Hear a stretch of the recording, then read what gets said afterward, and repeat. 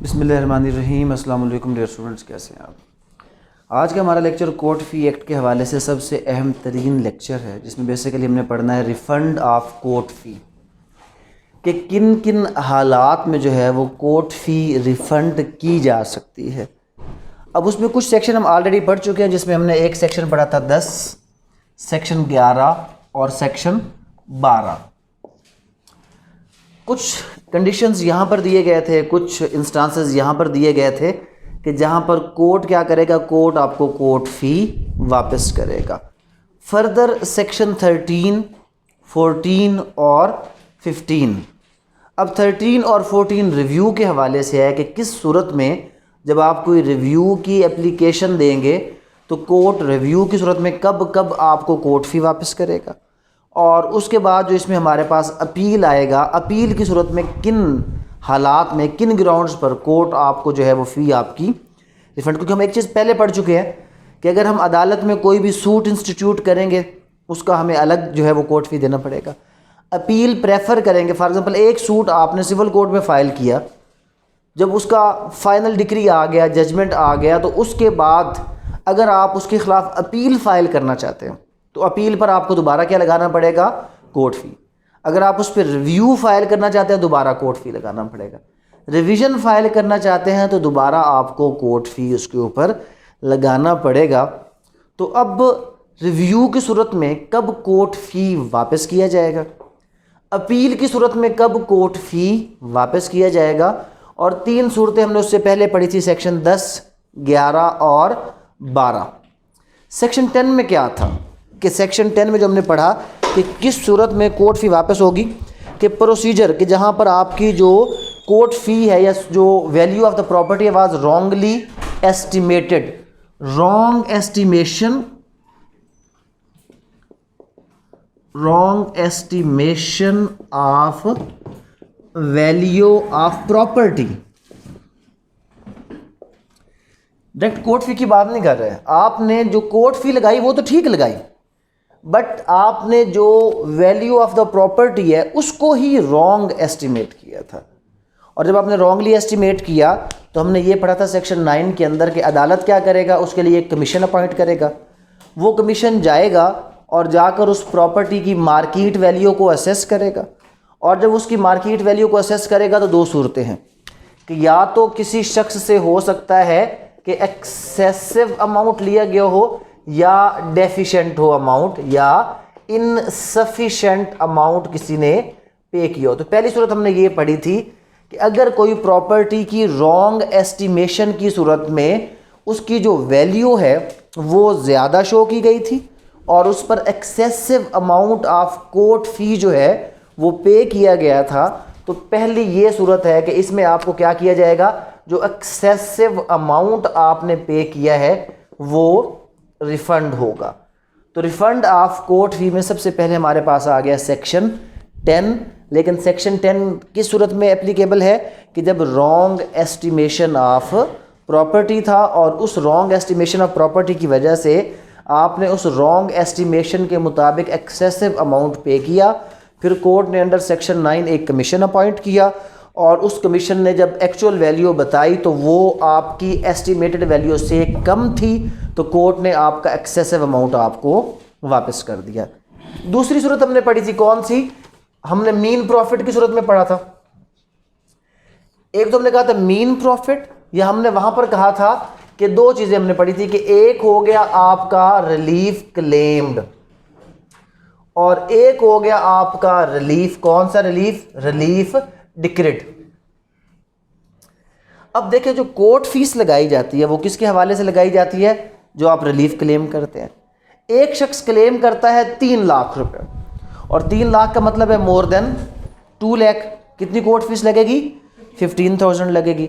Court जो आपके हक में डिक्री जारी करता है वो 1 लाख रुपए की करता है। अब 1 लाख के ऊपर कितना कोर्ट फी लगेगा, 7,500। आप कितना लगा चुके हैं, 15,000 लगा चुके हैं। तो इस सूरत में क्या है कि व्हेन द रिलीफ क्लेम्ड वो ज़्यादा था और आपने कोर्ट फ़ी पे की थी रिलीफ क्लेम्ड के मुताबिक, अदालत ने जो आपको रिलीफ डिक्री किया वो रिलीफ आपके क्लेम्ड रिलीफ से कम था तो कोर्ट जो आपको रिलीफ क्लेम्ड के हवाले से जो आपने एक्सेसिव कोर्ट फ़ी पे की थी उसको क्या करेगा, वो आपको रिफ़ंड करेगा। तो एक सूरत हो गई कि जब आप मीन प्रॉफिट की सूरत में एक्सेसिव जो है वो क्या करते हैं, रिलीफ। तो फर्दर सेक्शन 12 भी हमने पढ़ा है। सेक्शन 12 में हमने ये पढ़ा है कि जनरली तो ये है कि जो अपीलेट कोर्ट है वो इंटरफेयर नहीं करेगा, बट अगर अजान आ जाए एक बार। अच्छा जनाब, तीसरी सूरत हमने थोड़ी देर पहले पढ़ी सेक्शन 12 की सूरत में। हमने कहा कि सेक्शन 12 ये कहता है कि जो भी आपके कोर्ट फ़ी के मामले हैं उसमें जो ट्रायल कोर्ट होगा उसका डिसीजन क्या होगा, फ़ाइनल होगा। लेकिन अगर अपील के अंदर जाकर अपीलेट कोर्ट ये देखता है कि जो कोर्ट फ़ी का मामला था वो रॉन्गली डिसाइड किया गया था ट्रायल कोर्ट में, तो उस सूरत में वो इंटरफेयर करेगा और अगर एक्सेसिव अमाउंट कोई लिया गया तो वो रिफ़ंड करने का क्या कर देगा, ऑर्डर कर देगा। तो अगर अपील में अगर अपील में ये क्वेश्चन आ गया कि the trial court wrongly decided question of suit valuation या क्वेश्चन ऑफ कोर्ट फ़ी, अगर ट्रायल कोर्ट ने जो कोर्ट फ़ी का मामला है वो गलत डिसाइड किया था तो इस सूरत में भी अपीलेट कोर्ट उसको सही डिसाइड करने के बाद कोर्ट फ़ी आपको रिफ़ंड करवा सकता है। ये तो जनरल 3 चीज़ें थी। एक्चुअल जो आपसे क्वेश्चन आता है वो आता है कि रिव्यू की सूरत में कोर्ट फ़ी जो है वो कब आपको रिफ़ंड की जाएगी। अब रिव्यू है क्या, पहले तो हमें रिव्यू का पता होना चाहिए। रिव्यू किस सेक्शन के तहत होता है जनाब, अंडर सेक्शन 114 सीपीसी। सीपीसी के सेक्शन 114 के तहत रिव्यू होता है। और हमें एक चीज़ का पता है, सॉरी सेक्शन 13 पहले पढ़ना हमने। सेक्शन 13 है पहले fee paid on memorandum of appeal का हम पहले पढ़ लेते हैं, फिर उसके बाद रिव्यू का पढ़ लेंगे बाद में। पहले 13 का पढ़ लेते हैं। Fee paid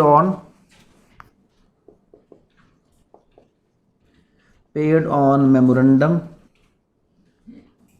of appeal.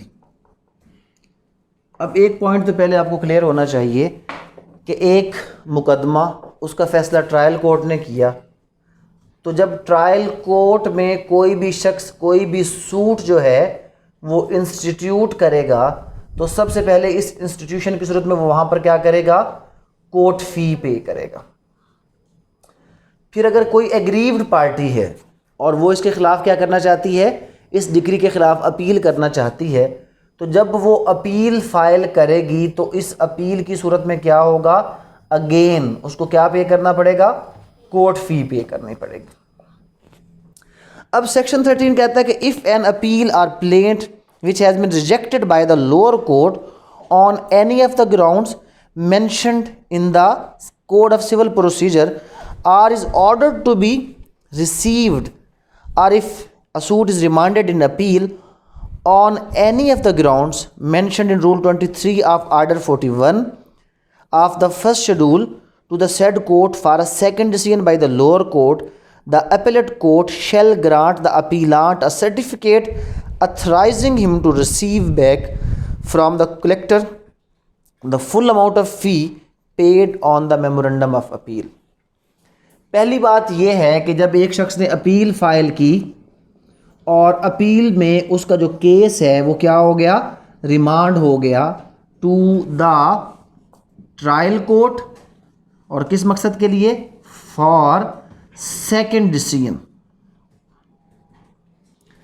अगर किसी भी जो पार्टी ने जो अपीलांट है, अगर अपील के अंदर, क्योंकि नॉर्मली हम अपील में करते ही क्या है, अगर हमारा कोई ऐसा एविडेंस जो लोअर कोर्ट में अप्राइज होने से रह गया हो और हम अपील फाइल करते और उसमें हम एक ग्राउंड लिख देते हैं कि जनाब या तो ऑनरेबल कोर्ट इसको क्या करे, लर्नड कोर्ट खुद इसको डिसाइड कर ले, और या फिर इस मामले को वो क्या कर दे, रिमांड कर दे, वापस भेज दे रीट्रायल के लिए, या उसमें कोर्ट को ये डायरेक्शन के साथ कि जो एविडेंस रहता है उसको कंसिडर कर लिया जाए। तो क्योंकि अब अपील में रिमांड का मतलब ये है कि अपीलेट कोर्ट ने आपकी पूरी अपील एंटरटेन नहीं की, जब उसने पूरी अपील एंटरटेन नहीं की तो लिहाजा सेक्शन 13 कहता है कि वो कोर्ट फ़ी को रिफ़ंड करने का ऑर्डर, और यहाँ पर भी क्या चीज़ है कि shall the appellate court shall grant the appellant a certificate. तो वो अपील में जब आपका केस रिमांड होगा फॉर रीट्रायल और फॉर सेकंड डिसीजन, तो पहली सूरत तो होगी, ये अपील की सूरत में होगी। दूसरा है कि if N appeal or plaint, अब अपील भी है और प्लेंट भी है जो ऊपर सूरत है, which has been rejected by the lower court on any of the grounds mentioned. अगर आपकी अपील या प्लेंट रिजेक्ट हो जाएगी इनिशियल स्टेज के ऊपर, तो उसमें भी आपको कोर्ट फी क्या की जाएगी, वापस कर दी जाएगी। तो अगर आपकी जो प्लेंट है, प्लेंट या आपकी अपील, और शर्त यह है कि ये रिजेक्ट हो, लेकिन रिजेक्ट कहाँ पर हो, इनिशियल स्टेज पर। जब इनिशियल स्टेज पर आपकी जो ये अपील है और ये आपका जो प्लेंट है, लेकिन ग्राउंड्स मेंशन होने चाहिए कौन से, जो सीपीसी में लिखे हुए हैं, तो इस सूरत में आपको अदालत जो है वो कोर्ट फ़ी रिफ़ंड करने का, तो यहाँ पर सेक्शन 13 के मुताबिक 3 सूरतें बताई गई हैं कि अगर अपील में केस रिमांड होगा तो कोर्ट फ़ी रिफ़ंड होगी, अगर प्लेंट रिजेक्ट होगी तो कोर्ट फ़ी रिफ़ंड होगी, अगर अपील रिजेक्ट होगी तो कोर्ट फ़ी रिफ़ंड होगी, और अगर अपील में सेक्शन 12 के मुताबिक अगर सिर्फ आपसे अपील में पूछे कि अपील में किस किस सूरत में कोर्ट फ़ी रिफ़ंड हो सकती है, तो अपील में पहली सूरत है कि अगर अपील में केस रिमांड होगा तो कोर्ट फ़ी, अगर अपील रिजेक्ट होगी तो कोर्ट फ़ी, और अगर अपील में कोर्ट इस फैसले पर पहुंचता है कि लोअर कोर्ट ने कोर्ट फ़ी का क्वेश्चन रॉन्गली डिसाइड किया था, तो वो कोर्ट फ़ी रिफ़ंड करने का ऑर्डर कर सकता है। लेकिन वहाँ पर पूरी कोर्ट फ़ी नहीं, वहाँ पर क्या रिफ़ंड हो रहा था, जो फ़र्क है, जो हमने 10, 11, 12 पढ़ा, वहाँ पे एक्सेसिव अमाउंट रिफ़ंड हो रहा है, पूरी कोर्ट फ़ी रिफ़ंड नहीं हो रही थी। इस चीज़ का अपने फ़र्क ध्यान में रखना है कि जो 10, 11, 12 है वहाँ पे रिफ़ंड ऑफ कोर्ट फ़ी है, बट वो पार्शल रिफ़ंड है up to the extent of the excessive court fee. लेकिन जो सेक्शन 13 और 14 और 15 में हम आगे देखेंगे, यहाँ पर आपको रिफ़ंड मिलेगा। यहाँ पर 13 में कौन सा रिफ़ंड मिला है कि पूरी कोर्ट फ़ी क्या कर दी जाएगी, रिफ़ंड कर दी जाएगी।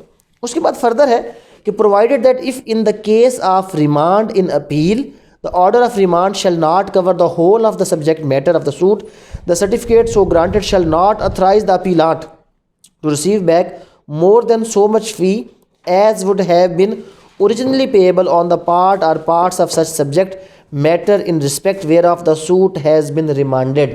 अब अगली एक और एक्सेप्शन बताई है कि अब ये भी हो सकता है कि पूरा जो अपील है उसमें पूरा केस रिमांड नहीं हुआ, कुछ चीज़ें अपीलेट कोर्ट ने अपने पास रख ली है कि ठीक है जनाब, फॉर एग्जांपल कहीं पर कोई डिग्री थी, एक partly preliminary partly final decree आ गई, तो कोर्ट ने एक पोर्शन अपने पास रख लिया कि जनाब ठीक है इसकी अपील हम एंटरटेन कर लेते हैं, और एक हिस्से तक उसको क्या कर दिया, उसको रिमांड कर दिया कि यह हिस्सा रिमांड हो गया। तो जो हिस्सा रिमांड किया, अगर वो एक कंपोजिट क्लेम था, या उसमें एक लफ्ज़ यूज़ करते हैं जब आपका जो क्लेम होता है वो एक से ज़्यादा होता है, तो उसको लिए हम कहते हैं मल्टीफेरियस सूट। और अगर मल्टीफेरियस सूट था, मल्टीफेरियस सूट कौन से होते हैं कि जहाँ पर आपके जो क्लेम्स होते हैं, सब्जेक्ट्स होते हैं, मोर देन 1 होते हैं।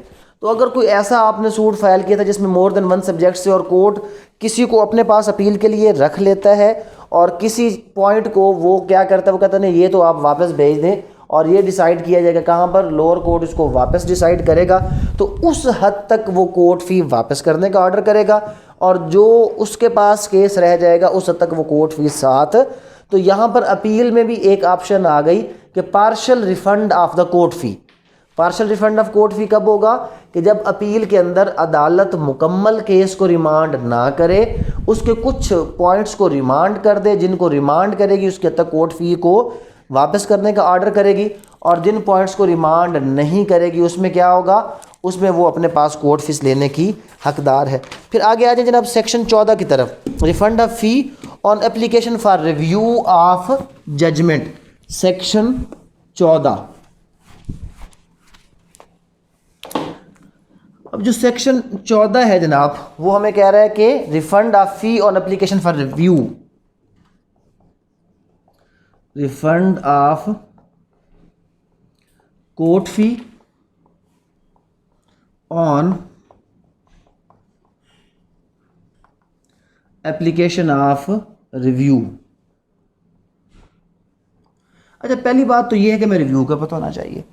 रिव्यू क्या है जनाब? अंडर सेक्शन 114 CPC किस अदालत में फ़ाइल किया जाता है? ये सेम कोर्ट। रिव्यू दोबारा कौन देखेगा? जिसने पहले देखा, नजर सानी।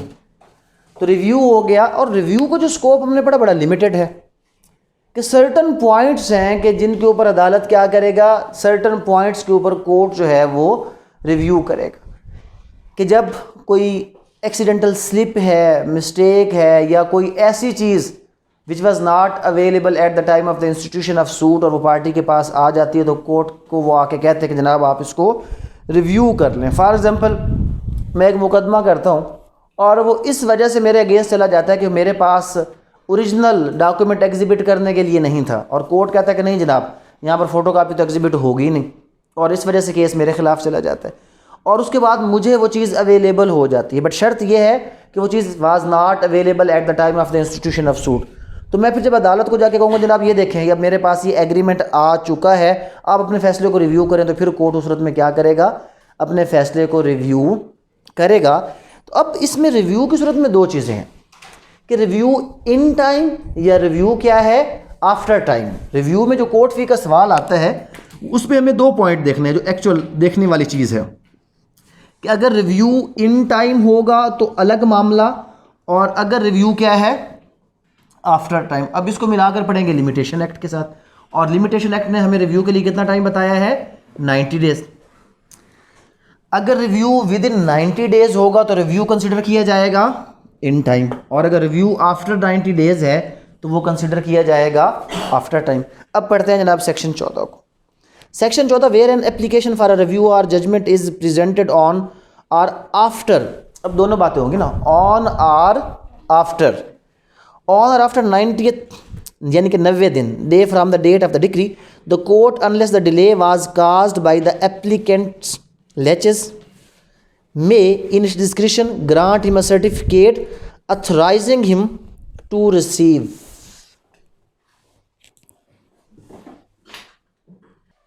अच्छा जनाब, आगे क्या है कि रिव्यू में होगी 2 बातें। उसने कहा कि अगर तो रिव्यू 90 दिन से, अच्छा फ़र्क क्या है इसमें रिव्यू 90 दिन से पहले और 90 दिन के बाद? अगर कोई रिव्यू 90 दिन से पहले यानी कि विद इन टाइम होगा तो उसके ऊपर हाफ कोर्ट फी लगेगी, ये बात आप याद रख लें। और अगर कोई रिव्यू फाइल किया गया था आफ्टर टाइम तो उस पर फुल कोर्ट फी लगेगी, ये फ़र्क है। रिव्यू बिफोर टाइम और रिव्यू आफ्टर टाइम, अगर रिव्यू 90 दिन से पहले था यानी कि वो बिफोर टाइम था, इन टाइम था, तो उस सूरत में आधी, क्योंकि वो सेम कोर्ट उसको एंटरटेन कर रहा है, तो ये एक कंसेप्ट जहन में रख लें कि आधी कोर्ट फ़ी किस सूरत में पे की जाएगी? अगर इन टाइम कोई शख्स रिव्यू फाइल करेगा तो वो आधी कोर्ट फीस पे करेगा, और अगर आफ्टर टाइम किया जाएगा तो फिर क्या होगा? फिर जो उसमें कोर्ट फ़ी है वो उसको पूरी देनी पड़ेगी। लेकिन यहाँ पर जो चीज़ हम पढ़ रहे हैं कोर्ट फ़ी के हवाले से, वो क्या कह रहा है? वो ये कह रहा है कि जनाब, where an application for a review of judgment is presented on or after the 90th day from the date of the decree, the court unless the delay was caused by the applicant's laches may in its discretion grant him a certificate authorizing him to receive back from the collector so much of the fee paid on the application as exceeds the fee which would have been payable had it been presented before such date। तो उसने आपको क्या बताया? जैसे आपको मैंने simple अभी बताया ना कि ये पॉइंट आप ये समझ लें कि अगर बिफोर सच डेट है तो कोर्ट फीस कितनी है? आधी, और अगर आफ्टर डेट होगा तो कोर्ट फी कितनी हो जाएगी? पूरी। तो कहता है कि अगर एक बंदा आफ्टर डेट क्या करता है, एक रिव्यू एप्लीकेशन देता है और वहाँ पे आकर वो कोर्ट को सेटिस्फाई करता है कि जो ये रिव्यू एप्लीकेशन फाइल करने में डिले था वो मेरी वजह से नहीं था, और उसमें वो कंडोनेशन ऑफ डिले में उसको सेटिस्फाइड कर देता है, तो अब अदालत उसको यही समझेगी कि ये जो रिव्यू है वो इन टाइम आया। और अगर रिव्यू इन टाइम आया तो हमने क्या पढ़ा आखिरी लाइन के अंदर कि वो ऐसा उतना ही अमाउंट उससे लेगी जितना इन टाइम का अमाउंट है। तो इन टाइम का अमाउंट कितना है जनाब? वो आधी कोर्ट फी है। तो अब ये सेक्शन इसमें थोड़ा सा इसमें जो है ना आपने समझना, क्योंकि अक्सर वो क्वेश्चन जो आया हुआ है पेपर में वो इस रिव्यू के ऊपर ही चल रहा होता है, क्योंकि ये टेक्निकलिटी इसमें लिखी हुई नहीं है, इसमें ये पॉइंट क्लियर नहीं किया हुआ। उसने कहा कि जनाब ऐसा ही समझा जाएगा कि जैसे वो क्या है, इन टाइम। तो इन वेरी सिंपल वर्ड्स इस सेक्शन का मतलब क्या है कि अगर रिव्यू इन टाइम होगा तो आधी कोर्ट फ़ी, अगर आफ्टर टाइम होगा तो पूरी कोर्ट फ़ी।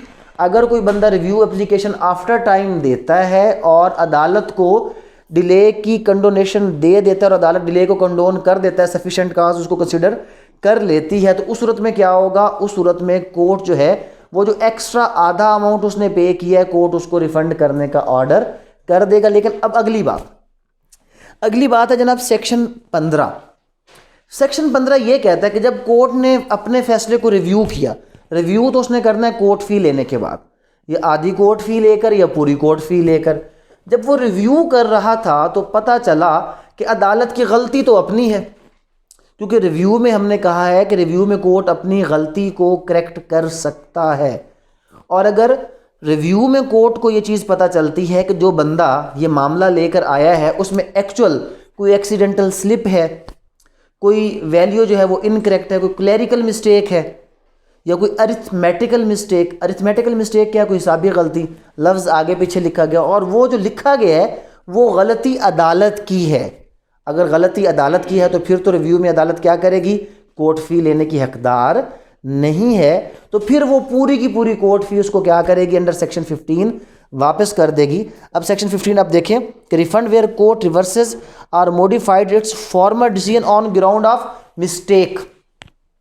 तो सेक्शन 15 क्या कहता है, सेक्शन 15 कहता है कि अगर कोर्ट क्या करता है, शर्त है कि कोर्ट रिवर्स करे या अपने फैसले को मॉडिफाई करे, किस चीज़ के ऊपर, on ground of mistake, but the mistake which was caused by the court itself.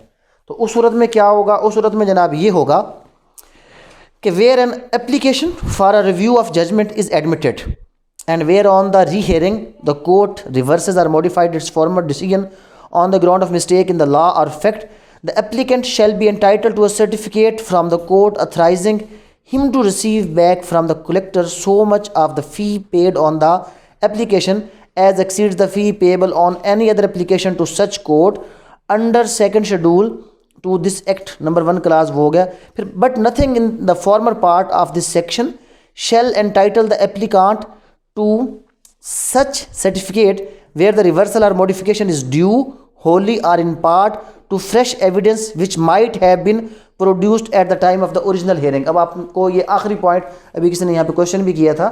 अब सिंपल उसमें क्या है, कहता है कि अगर मैंने आपको क्या बताया है कि रिव्यू होता कब है, रिव्यू के 2-3 ग्राउंड्स हैं, इसका स्कोप बड़ा लिमिटेड है।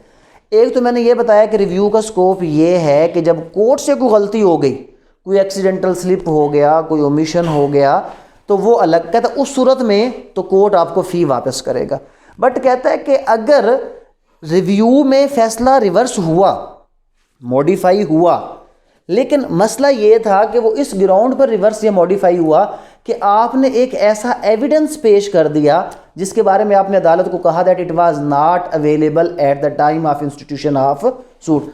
जनरल जो प्रोसीजर है वो ये कहता है कि जब आप कोई भी मुकदमा फ़ाइल करेंगे तो ऑल अवेलेबल एविडेंस आप उसके साथ एनेक्स करेंगे, एग्जिबिट करेंगे।